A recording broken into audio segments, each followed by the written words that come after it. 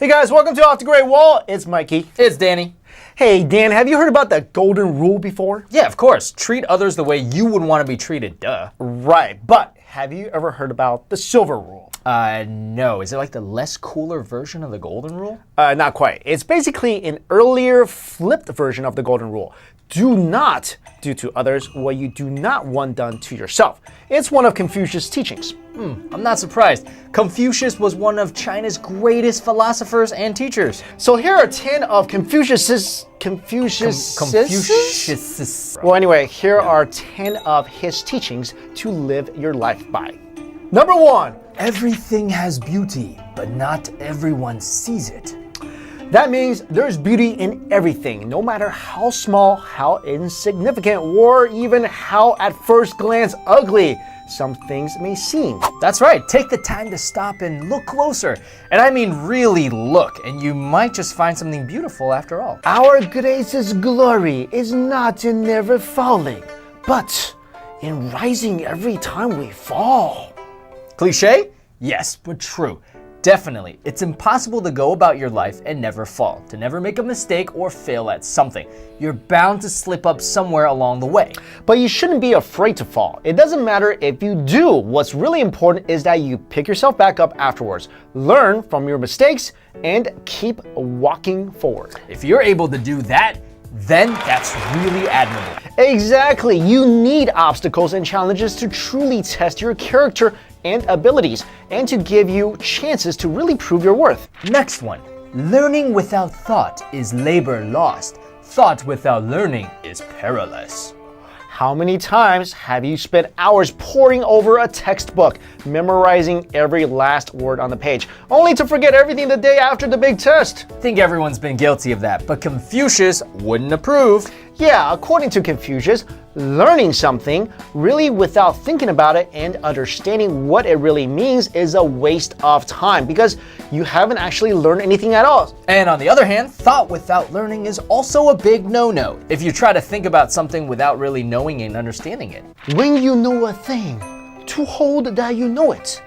And when you do not know a thing, to allow that you do not know it. This is knowledge. All right, this one's a bit of a tongue twister in Chinese, but if you think about it, the meaning is pretty straightforward. Basically, you should know what you should know, but also know what you don't know.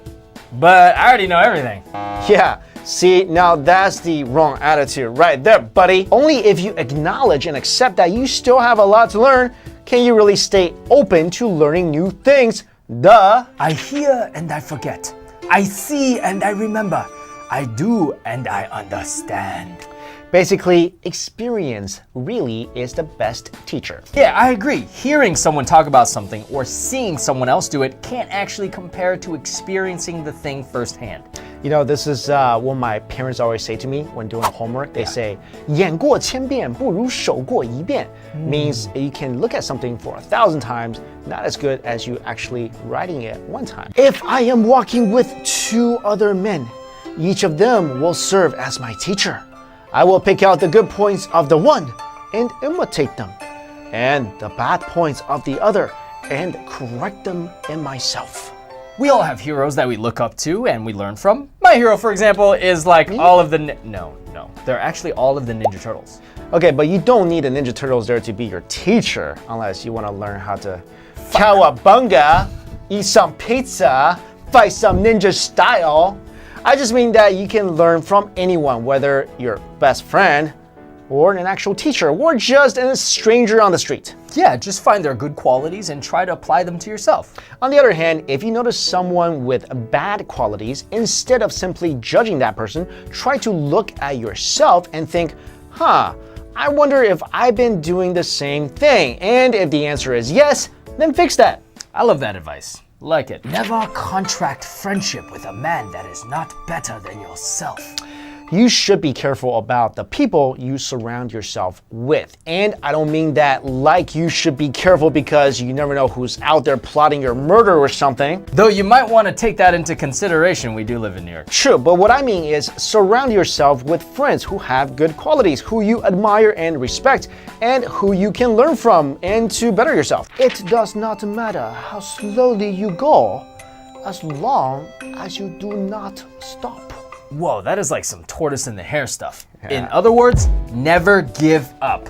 Even if you don't get there right away, if you happen to slip and fall or just make progress more slowly than you wanted to, don't worry about it. Take your time and push ahead. Of course, this doesn't mean you should settle for less or put minimal effort into your journey. You can't just say, I'm tired. I'll take one little step and I think that's all I'm going to do for today. I'm still moving forward, right? Yeah, that's not how it works. If you can go a mile forward, don't just settle for a step. Go for it. But if you can't make it to the finish line 10 miles away all at once, don't sweat it. Just remember, persistence is key. When it is obvious that the goals cannot be reached, don't adjust the goals, adjust the action steps. So what if that finish line ends up being on a tiny island in the middle of the ocean, and there are miles and miles of cloud, dark, deep, open water standing between you and your goal? Hold up, are there sharks? Probably, but that's not the point. The point is, you probably can't run to that finish line. Yeah, you'd end up very wet. Or dead. That too. But that still doesn't mean you shouldn't give up. Instead of changing your goals, change the way you try to reach them. Change your thinking and look for new, more practical solutions. Wherever you go with all your heart. This one's one of my favorites. Finally, no matter what you do, where you go, and how you get there, put your heart into it. Commit. Be passionate. Do it fully and with your best effort. That way, you're bound to not only get the best results, but also feel the best about yourself. You'll end up happier, more fulfilled, and probably more successful too. It's a win-win, win-win-win situation.